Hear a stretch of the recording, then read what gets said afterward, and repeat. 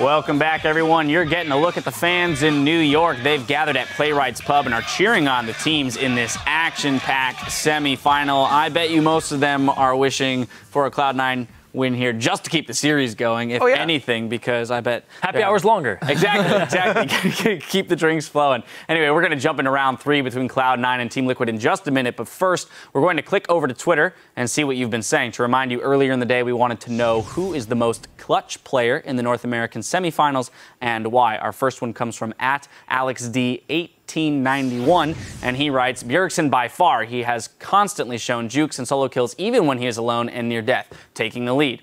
And @NPronga says, Cloud9's Meteos always pulls out the plays when the stakes get high. Yeah, and I think I want to see a lot from Meteos here. You were talking about it a whole bunch. Really playing it for Meteos. Want to see it here. Pretty damn high stakes. Got a 3-0 from this one. See what happens. And the last 2 times that he played against Liquid during the regular season, he played Vi and had a 10-2 score. So he can carry, and it crushed them in the early game. We've seen it before. See if he steps up again. All right, will he come through this game? Our final tweet comes from @88Ostrich who says, Piglet is definitely the most clutch player. He pulled through, putting up big numbers for great wins when it mattered most. And I don't think anyone can disagree with that. And that's what being clutch is all about. When it matters most, you pull out the wins. Yep, absolutely. Well, thank you to everyone who wrote in. Or if you're looking to share your thoughts, tweet us @LullySports and use the hashtag LCS. But now let's get into the round 3 between Cloud9 and Team Liquid. First up, Team Liquid has so many threats. Cloud9, I don't know how they necessarily deal with them, because we've talked about, there's all this farm funneled onto Piglet in game 1. Well, game 2, Phoenix comes flying out the gate, quadra kill, triple kill, all these things on Azir, and then we've seen the Quas outplays in the top lane. How do you attack this as Cloud9? I mean, you have to think about the lane matchups. You were telling me off camera that Azir is really only great against like Lissandra. Maybe we'll see other matchups come out well, but you're saying like that's the really big one there. I mean, he's still pulling Vlad and Urgot bans. Maybe you have to shuffle these around and figure out what really high impact champions you do want to give Phoenix. Clearly, in certain matchups, he can crush this game around. Quas is being ignored, right? He can have some good lane matchups, whatever, but he's not really carrying these games. But you got to figure out like who you're actually going to pin down from Cloud9, because right now, gank pressure isn't working, and even though they had a lead in the duo lane, they're not following up on it. So it seems like it's time now for Cloud9 to abandon some of the stubbornness in their bans here. Right? We've got that Vladimir, the Urgot, and the Lulu.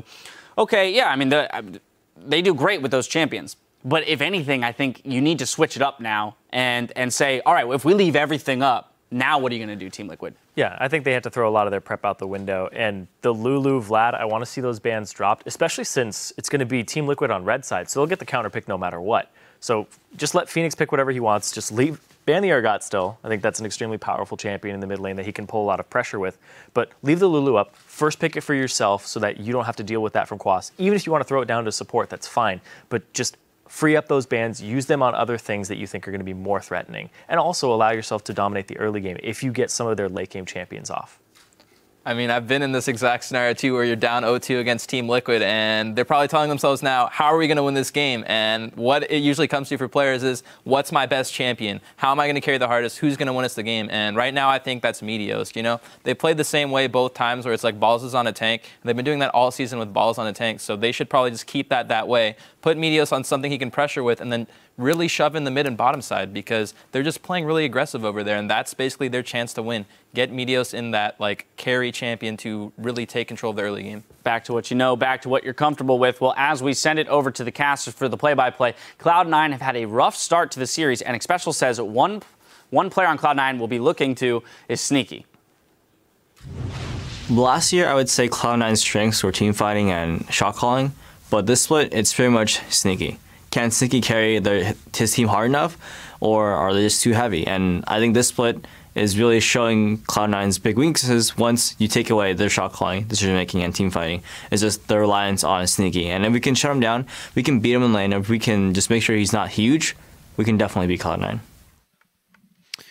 So shutting down the Sneaky guy. I guess picking away Lucian has been pretty good at doing that as well, since that's where he carries so hard. I mean, Xpecial really hit the nail on the head right there. Cloud9 have been using Sneaky as almost their only damage source. Yeah.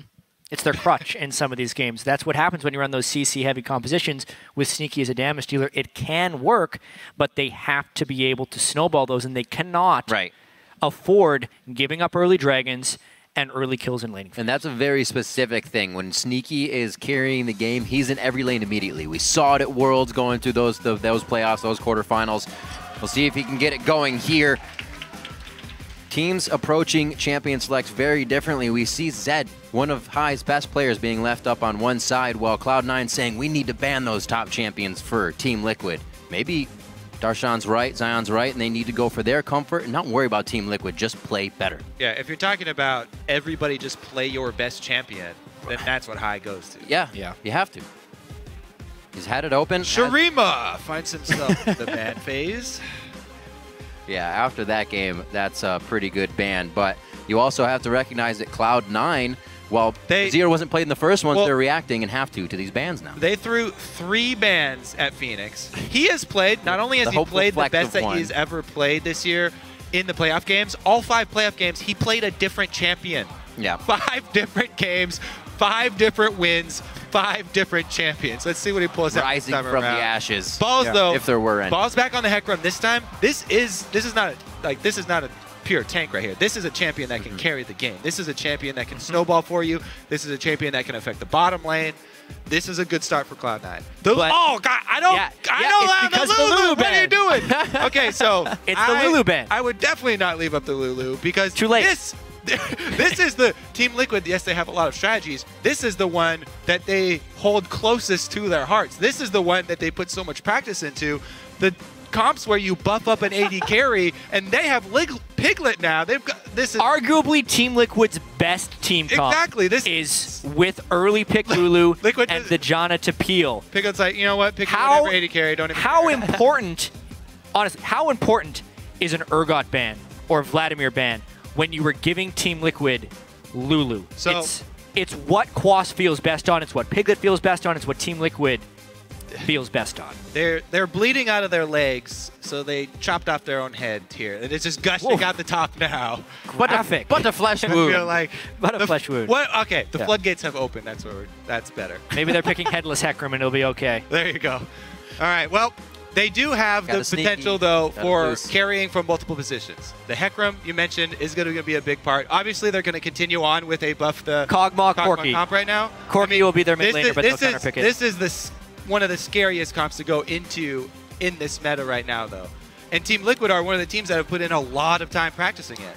Yep.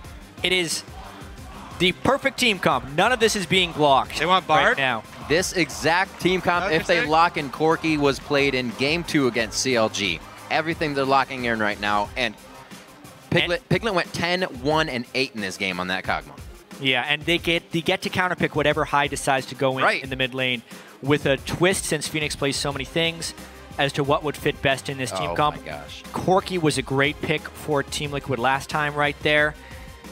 Cloud9, they got to make up their mind here. Do they do another hard CC? I feel like if they do something like Nautilus Corki, that's their best chance at blowing up the ball of death the Team Liquid is putting together. And that's what they'll end up doing. There's the Corki. They take it. So, yes, Team Liquid giving them a Juggernaut or buffed AD carry or Death Ball or whatever you want to call this is scary. Cloud9, though, again, they can go with the double Trinity Force. They had this combo in Game 1. They didn't use it correctly. They can go double Trinity Force. They can force an engage with a Nautilus Sejuani. They have the ability to try and head off this team before it gets out of control. Maybe Cloud9 can have a stronger early game, can snowball this. Yeah, there's obviously ways to beat this Juggernaut. It's not an unbeatable set of champions. I really feel like Team Liquid was hoping to get Corki there. Lulu mid. Is that where that will go? That would be an interesting wrinkle and would really lower their damage overall. Absolutely. Also, it would give Team Liquid point man to absorb the Sejuani ultimate. That's I think they just had to call an audible on their own strategy here with what happened in those last few picks of Cloud9, and that may have thrown Team Liquid off. This could be a very flip side game here. If Cloud9 wins, that's huge momentum for them, and Liquid loses on one of their best compositions. Speaking of sources of damage, very, very, very few here. It's all about the Kog'Maw. So Lulu, what was the best composition? Lulu, yes, is going to add a decent amount, in the mid game. and buff up the Kog'Maw, but yeah. Cloud9, if they can, punish some mispositioning. Single point of failure now for Team Liquid. They no longer have... They also really lower their poke damage with the Psy on top overall. It definitely makes them a harder tank ball to cut through. I mean, Sion is hard to kill in the first place. You add the fact that they can jugger Sion on top of that, or however you want to call it, and he's even more unkillable.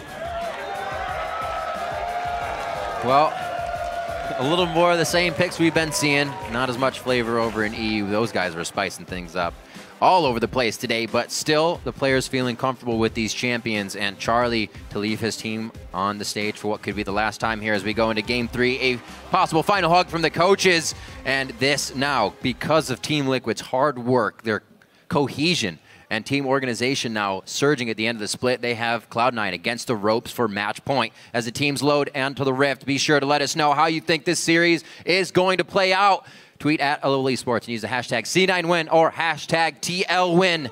And we'll be updating those throughout the game. We are in the third of this best-of-5 series with Team Liquid looking to close it out. And we're about to be on the Rift. Cloud9 fighting for their LCS title lives here. See if they can get it. Now on to Game 3. All right. This is kind of what CLG did when they were backed into a corner, down 0-2 versus Team Liquid. They tried to plug up the other holes and gave away the Lulu. Let's see if Team Liquid can execute. Once again, Cloud9, they do have a set of champions that they are strong on as well. They have some important moves. Interesting from Team Liquid here, though. An odd level 1. 5-man down bottom. Sneaky will get the early warning. Spotted out immediately. Yeah. So pretty much foiled that plan. Well, they're just brute forcing their way into getting lane swap wards. It would seem like Sion can be immensely good in 1v2s. Kog'Maw also not someone who is super strong first 3 to 5 levels of a lane. Yeah. Lane swaps is actually something that Team Liquid desperately wants this game, but they are trading lane swap scouting. So at this point, if Cloud9 really wants to get the scouting information, it's available to both teams.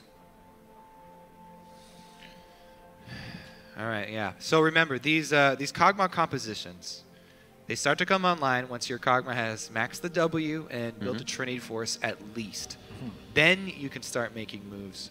Before that, not so much. Requires, Cloud9, requires a lot of patience. It does require patience. It also requires good positioning when you do move towards that mid game and try and group up. Sion and Nunu do have pretty strong zone control. And a lot of the early game will be about whether or not Cloud9 can make the right preparations to split push this game. That's one thing that hurts when you're running such a ball of death here for Team Liquid, is if they do start getting pressured by a 1-3-1, how well will they actually be able to engage? Because we know the Team Liquid has the ability to disengage. But as they're disengaging, can they poke?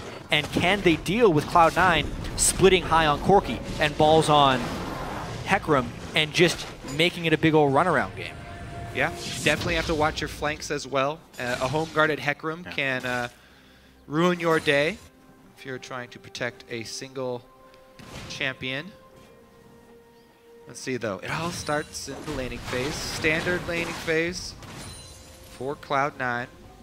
Sneaky and Lemon getting some early strong positioning here. Lemonation loves to take control of that brush. Took the Krugs. Looks like they'll be able to keep it safe. Obviously, Sneaky on the Lucian was able to push out Piglet each time that he's had it. Piglet obviously offering the same medicine as he gets it. Just a very aggressive early AD carry, and he's playing it nicely to keep that wave just in front of the turret as well. At the very start of this lane, actually, Piglet was going to lane to set up the freeze, whereas Sneaky and Lemon were taking the Krugs. So as far as the battle of who gets the early experience in this series, this time it goes to Sneaky, and both times previously, the team that takes the early camp has had a pretty good time in the lane. The other thing about running these protection compositions is that with the Nunu jungle, you don't exactly have a lot of early jungle pressure. Is he going to be all right? Yeah, he's fine. Close. He's fine. All right. He's fine. 40 health. He's fine. One more hit from the big Raptor. They nerf the damage on the babies there. Well, that's what we usually see from Meteos. Going low, getting as much farm as he can before he tries to make an impact there. Still on the tank jungler, not something aggressive, which we saw a few times towards the end of the split from him. So still staying in that safe realm of coming out of the jungle for the team and being good for fights. So I'm very curious to see if Meteos does try and focus bottom lane. Even if you don't get kills on Piglet, if you can delay the power of this Kog'Maw, if you can deny him CS, gain an advantage for Sneaky in the lane, try and bully this Kog'Maw around the map, then it does a lot for opening up that window for Cloud9 to try and take home some advantages. Quas really dominating this lane, just being there 1v1 so far. 26-19 as he goes for a ward. Looks like he knows he's going to be pushing into that turret a little bit since Balls is letting it happen. Trying to stay safe all around the map. Maybe a little jungler intervention here for Meteos. Arctic Assault will apply that red buff if he can get the hit off. That's going to be under special, forcing a flash here. That's a Dedic special, and Dominate, too little too late, was not able to offer assistance. And that's going to heavily deny Piglet's farm moving later into this game. That's exactly the start that Cloud9 wanted. And as far as single points of failure going, if you're going to be playing Kog'Maw in this composition, even just in laning phase, Piglet had poor positioning right there for the ward control that the team had at the time. Easily capitalized on by Cloud9, and the best start they've had in the series. Yep. Maybe cheering up Bjergsen a little bit there after that tweet as well. Another pro kind of giving insight into what we're seeing on the cameras in between games here from the teams. Looks like Cloud9 had a pretty good talk, and so far have righted a bit of the early game. Not out of the woods yet. As Team Liquid wins this one, it's all over. Good push in the mid here, high. Very aggressive within the minion wave. Houdini. He's gone. Boots. Okay, so we got Boots looking for that Phage as well. Make sure that home guards come nice and early for him in the top lane. He also gets himself a ward here, knowing he'll push back on Quas as he backs, tries to deny some of the CS, but so slow. Can't get pushed up after the roll. So it's not a home guard rush, because definitely you would rush to your level 2. I'm interested to see what Boss has in mind for this lane. He's bought items to have a better lane phase for himself rather than have that really high impact teleport home guard. Because he was probably planning on using his teleport to get back to lane anyway, and he knew that he would not have the cooldown anytime soon. Your back is against the wall. You either play your best or fall. Dyrus with the rhymes. He's a poet.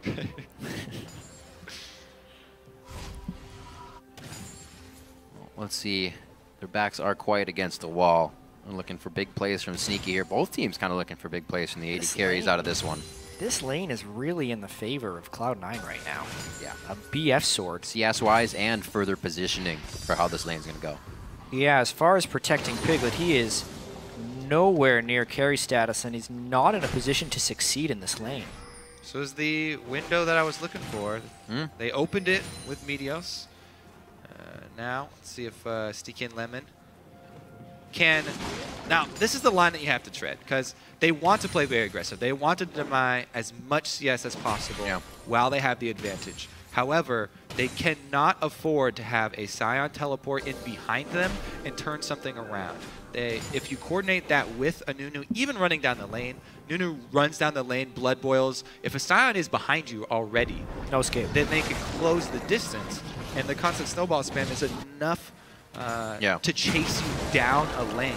So that's one thing that Cloud9 do have to worry about, is clearing the brush behind them. They do not want anything to upset this early lead that they have over Kog'Maw. They want to continue to punish him. Yeah.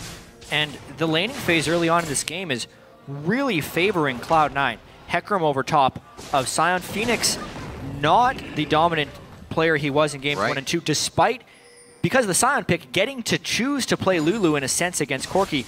But I really wonder how set Team Liquid was on having Corki mid lane, Lulu top, and that last picks of Corki Nautilus for Cloud9, whether or not that threw off Team Liquid's strategy, because honestly, I can see the logic behind the full tanks with a bunch of support, but that is so much more narrow of a team comp than having a Corki in the mid lane. And I don't know if Team Liquid got thrown off with that last pick, because in the laning phase, it's not that last pick. So you trying to do that? With the what? Never mind. Oh. Freak understand. I'm not trying to say it last pick spot. But yeah, you're right. The Corki is a bit of a takeaway from Phoenix. Seems like it. It definitely, for locking in Sion, Nunu, Lulu, Kog'Maw, let's wait the entire time, right, to lock in that or lock in our last champion, rather. He's doing just what we said. Hey, Pink Ward in both rush behind them. Good job, Lemonation and Cloud9. Denying the Sion teleport. All the suggestions for bottom lane. They've got their heads in the right space. Meteos comes early. Pink Ward behind us. Oh, doesn't matter. They're lined up. Like, okay. The wave's pushing the wrong way, though. That would be... Well, the thing is, Sion's much more threatening if he's already behind you. If he comes down He's the lane, going, you hear though. him coming. Oh, good knock. Boom! Not that hard to miss a JK. Who needs Run Nunu? straight down the lane. The power of Quas. The power of Quas, indeed. Look at him, stone cold right on the camera. Well, now Cloud9's got to try and take a turret for these Dragons. Instead of contesting the Dragons, get turret trades. How well can Team Liquid stop them from doing this? A little bit of deja vu here. Teleport top lane from Quas will stop the turret from fully going down. Dominate, as usual, gets the Dragon with the team for the first one. And they get themselves a good bit of ground there with the early game going to Cloud9. That was good for them to pick up and hopefully can start to kind of filter into their lanes and add pressure there. We're seeing this composition of Phoenix not do well in the mid lane, who is supposed to be the guy that's going to buff up Piglet, so that's all kind of falling apart for them really early. Well, let's see what Ball's answer will be, because now he's got a teleport advantage. He knows that he has a teleport advantage because he saw Quas teleport back to his lane. Even though it is on the turret reduced cooldown, he is at the point where his next purchase, he could get home guards and try to even up the influence on the bottom lane. Let's see, he decides to try and move across the map and make some plays, or just stay in his lane. We have to remember as well how difficult it is to beat a team 3 times in a row. Team Liquid last year in the 3rd place match against LMQ was up 2-0. And this was before a string of best of 5s would go 2-0 on one side and then end 3-2 for the other team. Yeah. Obviously, Team Liquid has the built-up confidence of beating COG 3-0 prior, and they're still technically in hold of the momentum, but that will be in the back of their heads that the series is not over until you win that 3rd game. Especially more for the players that were in that experience. 3 of them still remaining on the team here.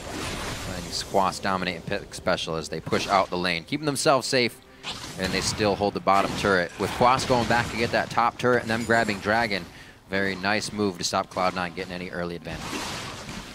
This 2K gold sits in their pocket right now. A Phage also finished up on high here. See if they can start using Triforce spikes within the next 8 or so minutes. That'll be the moment where Cloud9 wants to turn on. We know that the Team Liquid team composition needs a lot of patience before they can get the Protect the Kog'Maw going. But because of the 40 CS lead that Sneaky has on Piglet, there's a good chance that Cloud9 can actually get 2 Trinity Forces done before Piglet gets his first. And if Cloud9 can force during that window, they could take complete control of this game. Very aggressive trades as well towards the bottom lane. You can almost see on the minimap the icons just laying on top of each other the entire time as Quas balls go head-to-head. Looks like Hai's getting some free time in middle. There was a lead in CS by Phoenix from the roaming being done by Cloud9, but that seems to be evened up on both sides now as Dominate gets himself into position. So Liquid's doing all the right things, getting back into position to stop Cloud9's pushes here. But neither team's getting too much out of this lull. Yep, Dominate early sights on Nunu, no surprise there. Tries to get vision down for his team, tries to provide that early warning system so that none of the side lanes fail. Trying to ensure an easier income for their Kog'Maw on the bottom side. It's all about the waiting game. But Piglet is the time bomb in this one. He is. Most of the wards are being used fairly defensively so far for Team Liquid. And they still haven't been able to completely clean their jungle. That's not really a big problem for them because, as we've already seen, Sion with the lane ganks or Sion with the teleport is what the real issue is going to be. And they don't really have a heavy ganking jungler, so the moves coming out of the jungle won't really be that surprising. Cloud9. Interesting move here from Meteos. He does have ult available. Trying to, ooh, he's going to catch Phoenix in the pinch here, but High's not in position to capitalize. Wants this cannon minion. He is going pretty deep. Seeing these two here could definitely allow Cloud9 to try and force something. You see Balls all the way pushed up, trying to just suck up some minion turrets in that top lane before they can even get to Quas. Yep. Looks like going to give him trouble, make him stay. We'll see Balls start to rather deny that jungle farm. And it looks like they're the one making moves here as Team Liquid's kind of trying to figure it out. Cloud9's going to try to give themselves an advantage. Ever so slowly, though. Nobody wants to really make too big of a move. Well, Cloud9 is making sure not to jump the gun before they are legitimately powerful. They definitely want High to get about 500 more gold so he can go back to base and buy that Trinity Force.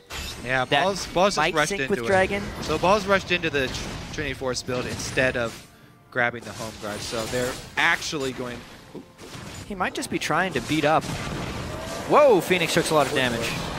Whoa, doggy. Don't think he expected that right away. Let's see what Balls can do with this completed Trinity Force, because at the moment, Quas is already heading to the bottom side of the map. He just changed directions here.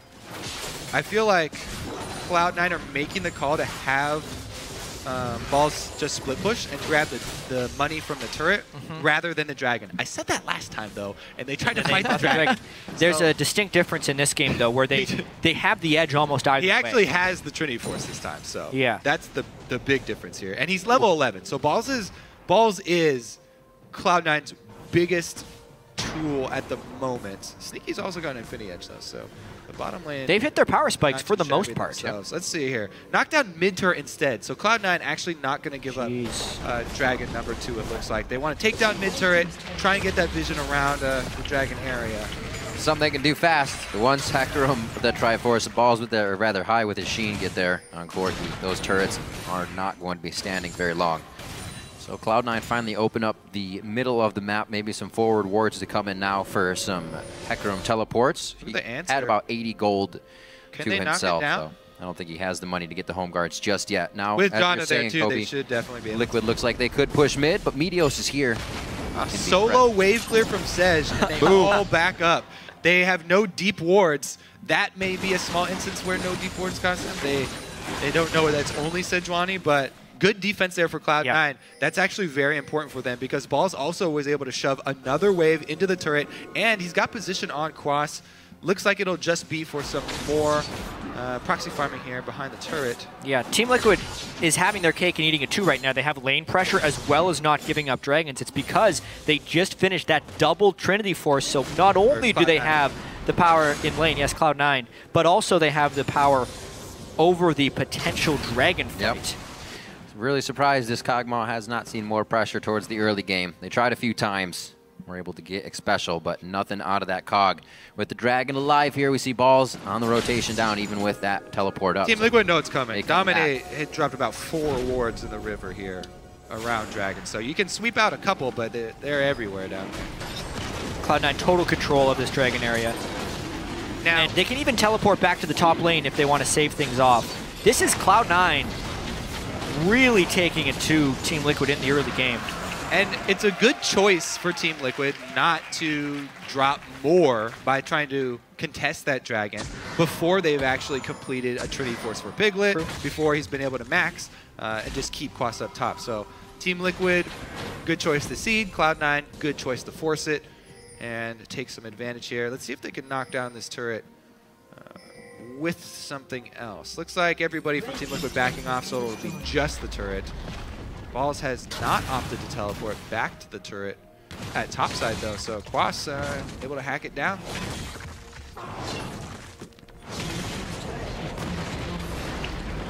This is a good lead for him in the top lane. Keeps it strong. That's 1-1 now on the kill board. 2-1 in those turrets. It's finally one that Quas was able to pick up. If they can do the outer line, that's a huge surge in gold for them, but that could be the 3K difference they're looking at right now. What I want now for Cloud9 is for them to force more objectives. That was a good start. Right. But they need to continue to press their advantage right now. Yeah, I mean, especially with Kog'Maw off in this side lane, potentially freezing. It looks like he's going to push off the wave a little bit.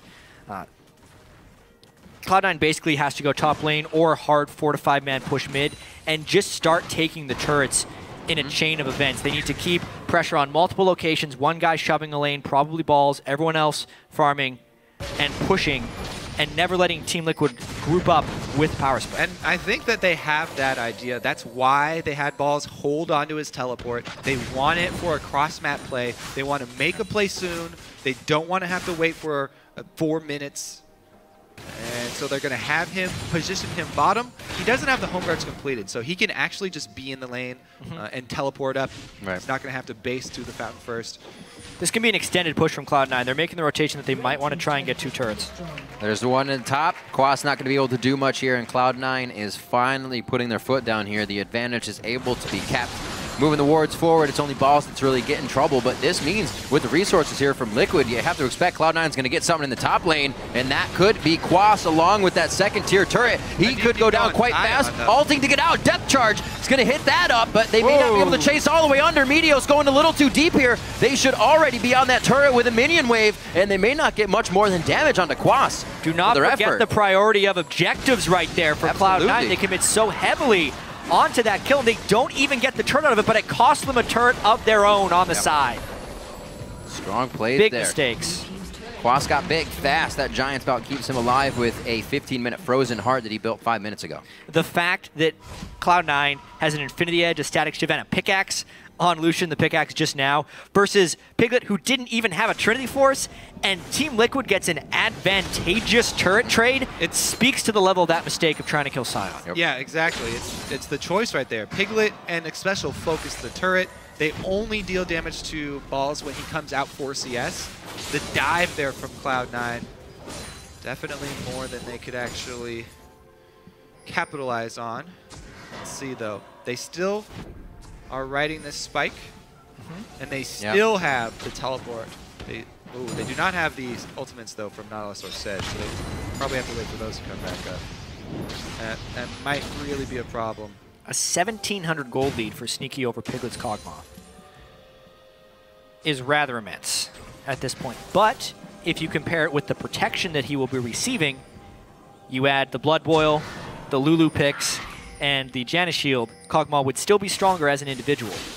Right. It's all about saving that Juggermaw. Can he be kept alive?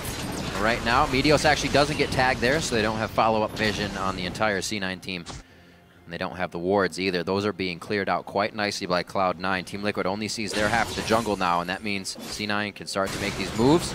Looks like they're going to get Balls to split push in the bottom lane. Still yet to finish those home guards, so it's just going to be regular TPs. Already 1-3-1 from Cloud9, but immediately Team Liquid is ready to push down mid lane. They have the Trinity Force on Kog'Maw, which is the moment they want to start protecting, and that's actually the moment Cloud9 could have won a fight, I feel like, because they have the power spikes on the appropriate champions, but they're trying to pressure these side waves. Cloud9 has to make the turrets count somehow. I feel like if Balls had upgraded home guards instead of getting the mantle or the cowl there, then the play was possible for him to teleport in behind at that mid turret. But without that purchase, you can see he's just going for the team fight. He's not looking for home guard plays. All right. Speaking of plays, they don't even have the Blade of the Rune King yet, just the Cutlass. This could be difficult. He's going to try for a steal. That's a real low Baron. Dominate flash is over. It's going to be going to Meteos though on the smite. Dominate couldn't get the bite off. He only got his smite. He bit it really early when it was at like 2K. He did bit it then. Okay. Not working out for him, and it is going to be still Team Liquid that can organize and micro themselves back into the fight, figuring out the position that they need to push Cloud9 off. They have Baron, and they're going to have to work the minion waves well. It's definitely not going to be coming from Lemon Nation, though. He goes down trying to throw that last bit of shield on. Mid lane as well. This could be big. It could also be Balls going down if he can fly fast enough up to the team for safety, and it looks like Balls will just try to get a push on. What a call for Baron there. Yeah, 3 kills for Baron. Not exactly worth. We'll see if in the ensuing push, if Cloud9 are able to recoup some of that gold. Cloud9 was going for a home run right there, hoping to sneak the Baron. But you could see if they overcommit to the Baron that time, it is a little bit tricky for them to go down there. It could have been much worse for them. If Dominate had actually... disaster. If he had actually added up the consume and the smite. See, he jumps in here. He actually consumes it at like 1,700. Okay, so he did it immediately. So he did the combo. He just did it way too early. So... Yeah. Thing is, I think he had to flash in blind there. Yeah, they there's didn't no have vision. wards on You're the right. inside. Yeah. Even so, the follow-up team fight was pretty strong from Team Liquid, even without Piglet being there. But now, because of the Baron and the extended nature of that fight, Cloud9 picks up another Dragon, and I still feel like they have control of this game for the most part. Yes, sir. Fights going the way of Team Liquid has not pushed down Cloud9 off their pedestal that they've worked up to this game 3.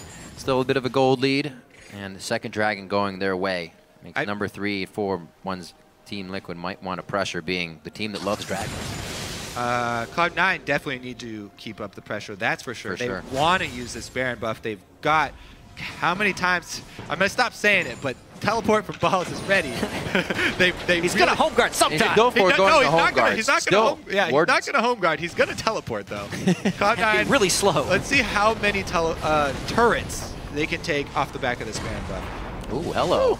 That's not going to be fun for him. So here's a maybe problem. All right, maybe problem. For Cloud9 is they have no way of killing Quas unless they've killed everyone else first. Because even just Quas sitting there with a Frozen Heart and Randwinds is difficult for Cloud9 to take down. If they commit any shielding to him, no way he dies in a 10-minute fight. He will stay alive. Yeah. So therefore, Cloud9 has to work completely around Quas. And the gold lead may not be as impactful as we thought, since Team Liquid can be so efficient in their itemization. They only need one person to get the kills in order to maximize their damage, and they only need to build one type of resistance in order to minimize Cloud9's damage. Well, they were talking about those threats on the analyst desk for Team Liquid. It seems like they've organized those threats cleanly this game. That Hai is looking for the Blade of the Rune King, but we just saw him getting ice-balled by Nunu, then the Frozen Hearts. He's not going to be able to do much anyways. Baron's falling off there. I don't see them getting any more turrets Quas now. just 2v1ing. No worries. He wants to kill him. Oh, that Randwinds would have prepped an ult. There's the roar. He's going to have to get the flash out of Sneaky. Still has a bit of a gap closer with his relentless pursuit. And there the team comes in. That's going to be the teleport from Balls here. No home guard still for him, but he's going to be in the middle of the fight and able to go with the onslaught of shadows immediately in place. Hit by Quas coming in. He's going to try to do as much as he can in that passive, and it's not going to be much. Cloud9 find a pretty decent fight, 1-for-1. Will they get more out of it, though? They got a minion wave to crash into the top turret, but I mean, no, I think Team Liquid comes ahead in that fight. The supports weren't there for Quas at the start, but the fact that Quas can still build tanky right there, and the fact that the kill went on to Piglet, as well as stopping a potential split push, it is a trade in the slight favor of Team Liquid. Yeah, they did get the teleport out. Clawing their way back. They got the teleport out from Hecarim, so. And they saved all the turrets. That's really the surprise move that Cloud9 had in their pockets. And surprise, 1-for-1, because Sion passive is ridiculous. The strangest thing to me about this game is that Cloud9, with this double AD carry and a Hecarim, they are a split push, objective-focused, turret-taking team. Yet, decision after decision throughout these 27 minutes have been Cloud9 peeling back for fights and going for kills. And they only have 3 kills, so those kills they've been chasing, they're not even getting for the most part. Cloud9 could easily have 5 turrets in this game. And that would translate to a 7,000 or 8,000 gold lead if you count everything else they could have gotten from that. They're misplaying their hand a little bit, and it's leaving the door open for Team Liquid to take this game from behind. The top turret that they aggressed under previously before is still at 75% health, so you are correct. The objective focus a little awry right now for C9, but the defensive focus, that's being dictated for them by Liquid now as they push them towards the mid turret. Just a quick tidal wave to clear out. Do they have the flank? Watch for Sejuani. Well, Hecarim's pretty far, and Hecarim also the hesitation. What a grouping that was. Now he tries to follow up. The Arctic Assault is only going to push Dominate a little bit here. The teleport comes in from Quas. That could be ringing the dinner bell down the mid lane. Looks like he's going to hold on to it. Quas does not ult. That was actually a very good collapse from Cloud9 to draw the teleport out of Team Liquid. And patience will be the name of the game on both sides right here. Meteos needs to have patience with the Sejuani ultimate so he can land it on a priority target. And as well, Team Liquid needs to have patience to not over-engage before they're Those buttons are close. They're real close. A little fumblerooski. You never know. The crab just, sometimes he'll just run away in a random direction. You got to stay on top of that sucker. It's a tricky one. Nobody fools Dominate. He missed the flash consume on Baron, but he'll get that grab get that every grab. time. Every time. There he is. Yeah. Oh, clearing wards too. He is versatile this game. Trying to be omnipresent, stick with the team. He's participated in 3 of the 5 kills with those assists. And he is also the owner of a Frozen Heart as well, as they stack 2 of those. Phoenix picking up a Luden's Echo to help out him with speed, and definitely a lot of clear coming from Lulu now if Cloud9 can approach these turrets. We did have that soundbite from X Special about how heavy is the rest of Cloud9 for Sneaky to carry them. Well, Sneaky is doing extremely well this game, and he's going the right itemization build. Yeah. If he finishes Blade of the Ruin King with Last Whisper being completed, there's a chance he can start cutting through some of these tanks and shields from Yeah, how heavy are the tanks on the front line of Team Liquid, though? He's got a lot of meat to move. He's got so much work ahead of him trying to push those guys out. Oh, this is a lot of people close to each other. Maybe we get a fight here. Party in the Bramble Pit! Big Balls flies in with Onslaught of Shadows. The Monsoon kicks back Cloud9, but can they organize and assess who they want to kill? Yeah, it's going to be Dominate first. They melt him down. Meteos over the wall now, and this is Cloud9 not following, not going for the fight. Can they get something out of it, though? Unfortunately Their not. HP is very low. That was a big one. They are going to ping Baron right now. Yep. That's very risky just because the shields from Team Liquid, they can oh, okay, they're just going to go. Well, They're just going to try and burn it's it not down. a 50-50 smite, so Boss they would have to don't ultimate right worry. now. There we go. Boss hits it. Oh, he makes it into the pit, threads the needle, the Baron entrance. Piglet. He gets in. Cloud9 is all Piglet. tanking that Baron Solo. before it went down. Ball's going hard on the Piglet now. Phoenix and Special very low. They clean up Quas, but his death body is going to be very scary. They leave Lemonation in the pit by himself. Great shots from Sneaky to take down Quas, and Cloud9 have completely put themselves in the lead here, without a doubt. This time, they put it all on the line for the Baron. Take it because Nunu's down. No threat there, even with Quas jumping right in. Ooh, it paid off for Cloud9. This Baron buff, they really need to make count. Oh yeah, and you could see the lack of damage there from Team Liquid at this point in the game. The Scion not contributing, the Nunu not having a Blood Boil to help out Piglet, and everyone on Cloud9 getting away with slivers. The diving from Balls as Hecarim and the sustained damage from the double AD carries is doing its toll right now. Cloud9, smart take for this Dragon. Using those advantages very well now.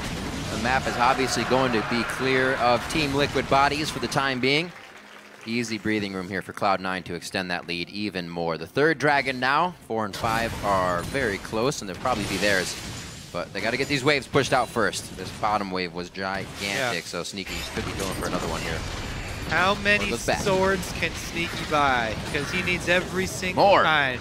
Now with the Bork, he actually has the means to chop up some of that frontline meat. He's already got the armor penetration. He already has Infinity Edge crits.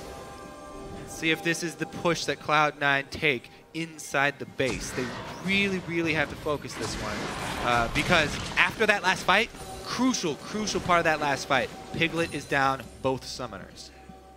Yeah, and it's not like Balls' Hecarim is an easy target for Piglet to slice through.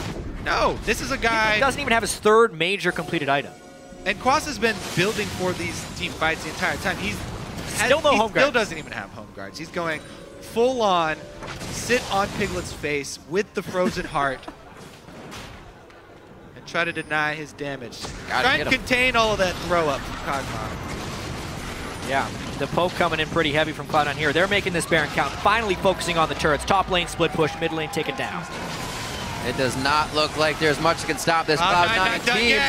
Yeah, where's the hook? Low from the poke. At 33%. They're just brute forcing their way in. Lemonation doesn't even really throw the hook on that one. He's just walking around being Nautilus. Ball's going to tank the turret for the team as they head to the top lane here. Most can make it through the wall, but Lemonation can't. Oh, they leave him out to dry. He's tanky enough, however, to keep the fight going. Lemonation is still fighting as the team, is taking the turret, and then they might be helping them. Priorities getting all switched around, but it looks like they still have enough of the advantage that priorities don't even matter at this point for Team Liquid. They run into the base, so close to getting kills on Piglet and Phoenix. The guys who have been the carry for Team Liquid are running for safety. But a single point of failure, low damage. You're seeing this Cloud9 lead, and the tanks that they have accumulated are too beefy for Team Liquid to cut through. 2 inhibitors down for Cloud9. Cloud9 look like they've pulled it off. They really are not done here. This would be the lowest that they have ever placed. This would be the first time they haven't gotten to the finals. They weren't able to make a comeback. And Team Liquid got to hold it together. Yeah, Cloud9 in big position. I mean, just looking at this fight, you think, all right, they got Lemonation caught. Easy, right? Piglet is in the back, though, can't immediately damage. And Cloud9 says, you're going to waste time with the support. Time to kill the turret. Sneaky is a huge damage threat. Piglet is immediately in retreat mode because of the Sejuani ultimate that Meteos was able to extend onto Piglet. I feel like that was a late Mikhails. Does he? I think he also needs a QSS or something. Yeah. Piglet did not get off almost any auto attacks that entire fight. That'll hurt your damage. So, you know what hurts your auto attack spacing? Not being able to auto attack. Absolutely. I'm gonna remember that one. Auto attack spacing just goes up with attack speed. Quick tip. Not even really getting the living artilleries out from the pack either.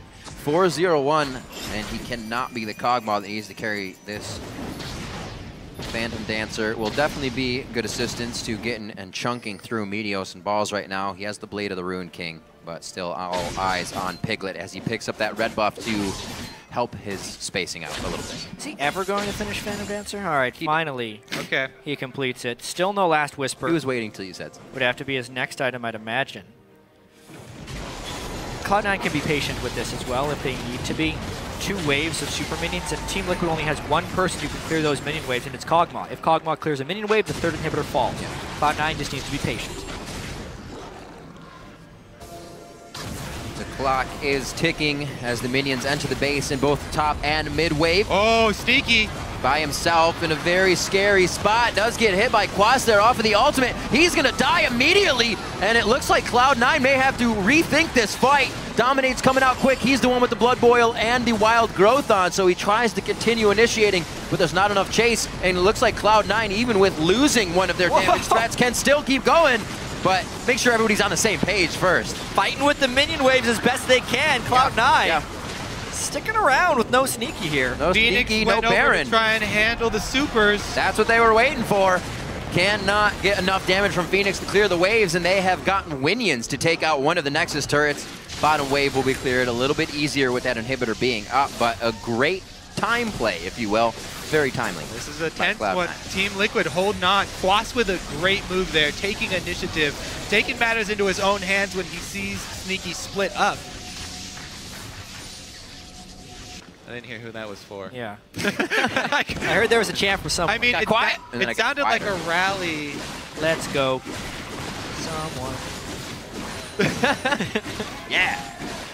Go League of Legends. Well, we're definitely going to get more due to the result of this game. It looks like Cloud9 wants to push it to a game 4. We're going to get another series out of this one if they can keep putting their foot down this strong. The Righteous Glory finished up recently by Lemon Nation to continue these fights.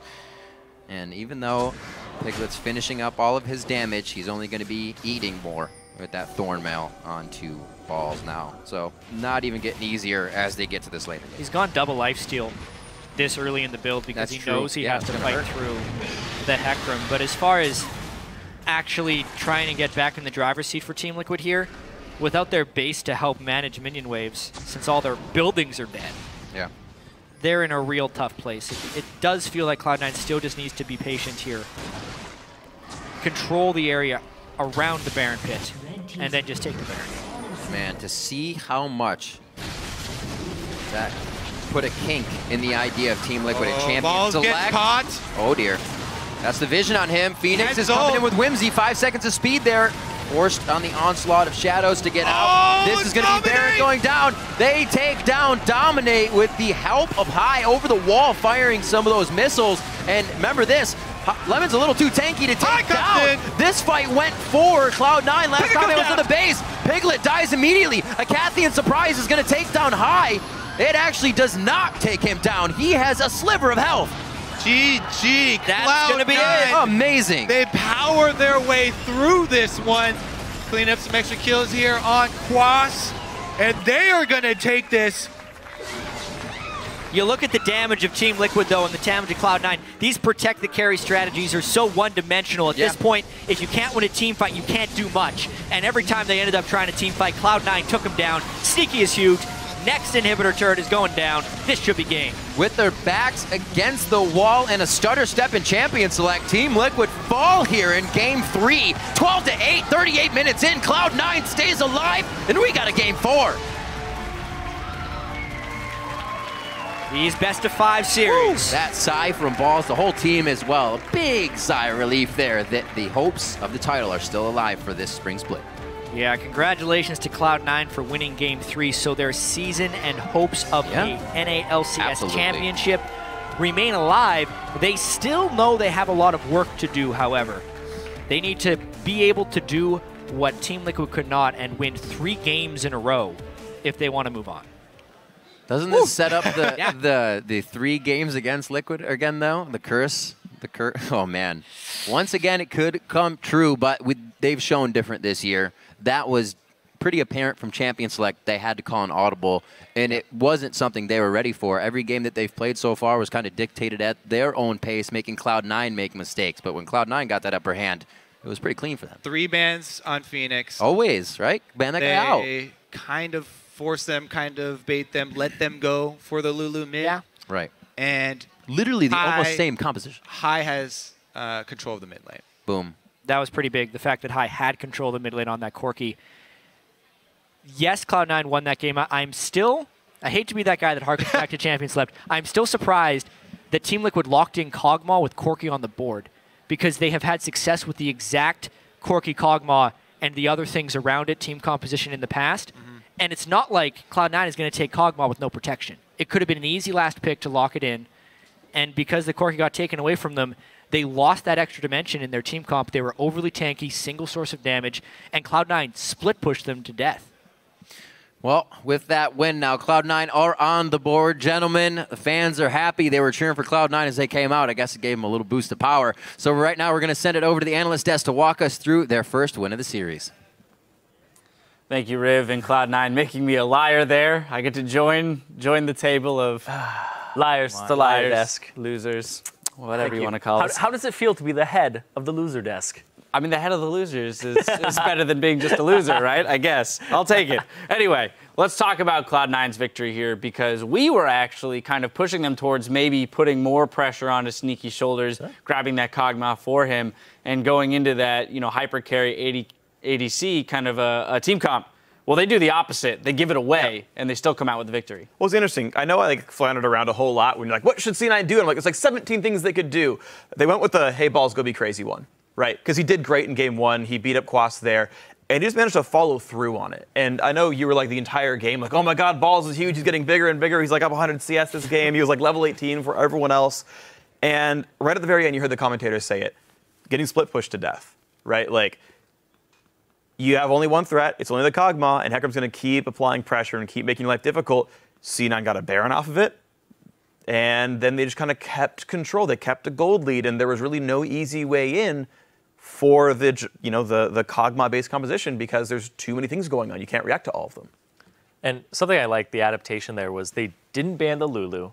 They left it open. They basically baited Team Liquid into picking this comp, because as soon as they get Lulu, they're going to go Juggermaw full on.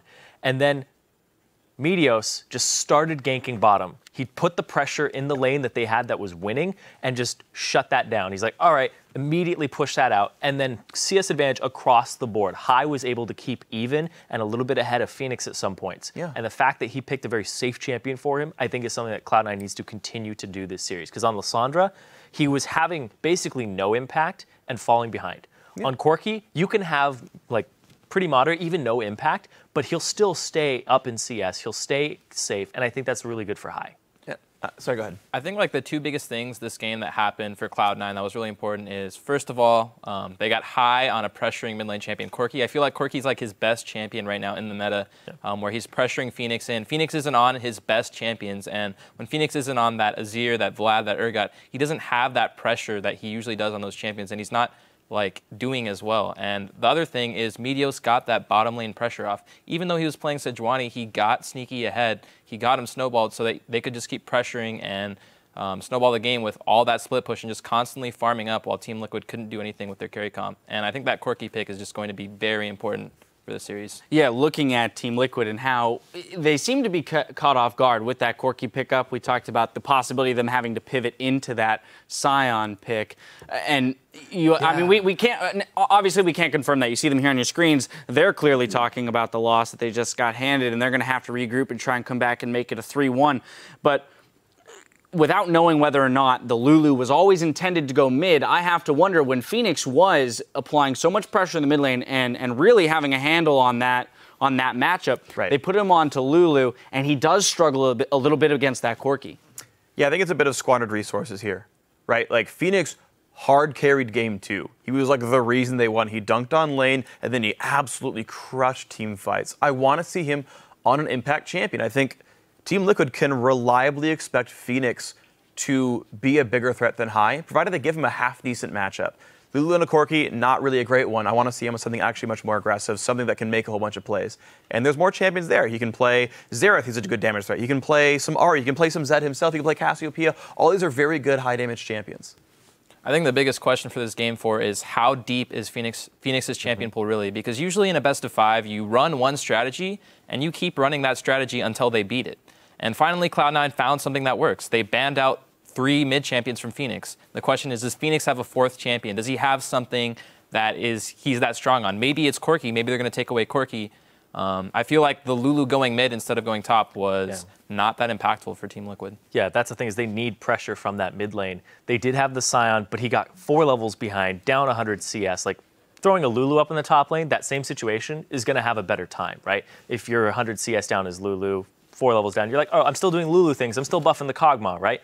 If they're mid laner, they could have picked pretty much anything in that situation, and it would have been a little bit better for them because they would have had another threat because it was all on Piglet's shoulders.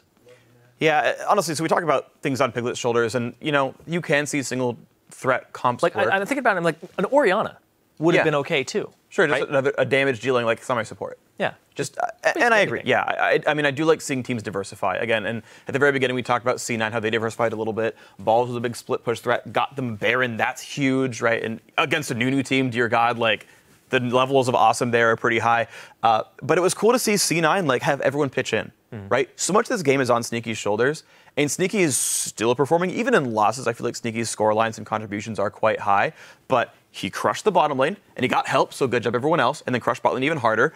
High won his lane, sick. Balls won his lane, also sick. And so everyone here is contributing from C9. And like you were talking about how deep is Phoenix's champion pool? You know, can he be brought down? Well, High got brought up, right? We're like, all right, coming into the playoffs, High can play Liss and High can play Zed. And we saw Liss get stomped. We saw Zed basically getting preemptively counterpicked. Well, Corki's here though, by the way. And like, if High can keep putting in these performances and going 10% above Phoenix, then this is almost an easy series for C9. We're almost seeing the number of power players on each team shift as we saw the pick and ban phase alter, right? Because you get rid of all of what we said was Phoenix's power champions there in the mid lane, and then you take the Corki away from him, you're relegating him to someone that isn't going to be a playmaker, if anything, and then also someone that he might not be quite as comfortable on. In the meantime, you therefore boost High's performance. Yeah. Someone who in the previous games had already played, and we said, he didn't play so great on his first Corki game, wasn't that impressive. But when you give him the edge in that mid lane, he can use that to his advantage and strengthen their team. So I feel like for Team Liquid, their challenge now is to get back to that multi-threat strategy. Because in that game, they were a single threat. And here's the thing about Liquid. Best of 5s are what they love. We constantly talk about Team Liquid, how they have a million strategies out there. When they played CLG, they played 3 different comps. Here, they've played roughly 4 different comps here. Okay, Juggernaut's not the comp. Toss it out. You got 2 more games to play. Whatever. They're going to have other things to play here. I'm so confident that Team Liquid have other comps to play. The question is now just momentum, right? Does it crack at the seams?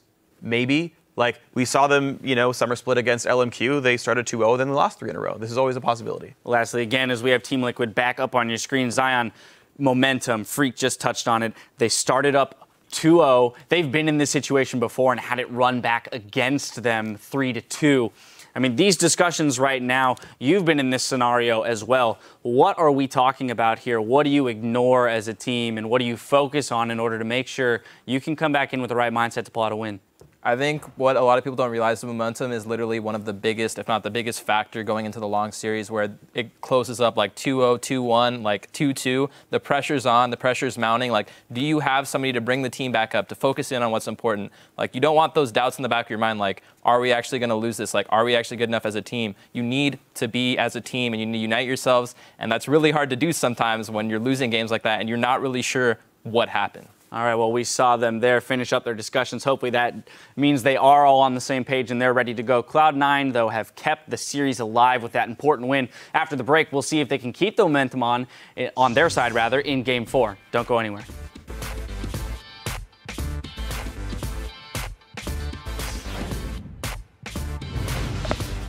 All right.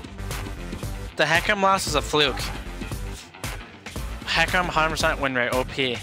Confirm, let's do it. That's a real low Baron. Dominate flash is over. It's going to be going to Meteos though on the smite. Dominate couldn't get the bite off. He only got his smite. Oh, he makes it into the pit. Threats the needle. The Baron entrance. He gets in. Cloud9 is all tanking that Baron before it went down. Third set. They're killing Lemon. Phoenix is half. Keep me going. We can fight. Careful. Go, Piglet, Piglet. I'm coming. Piglet. Oh, I can't get there. I got him. Wait, maybe? Lemon's a little too tanky to take down. This fight went for Cloud9 last time they was to the base. Piglet dies immediately. 12-8, 38 minutes in. Cloud9 stays alive. Then we got a Game 4.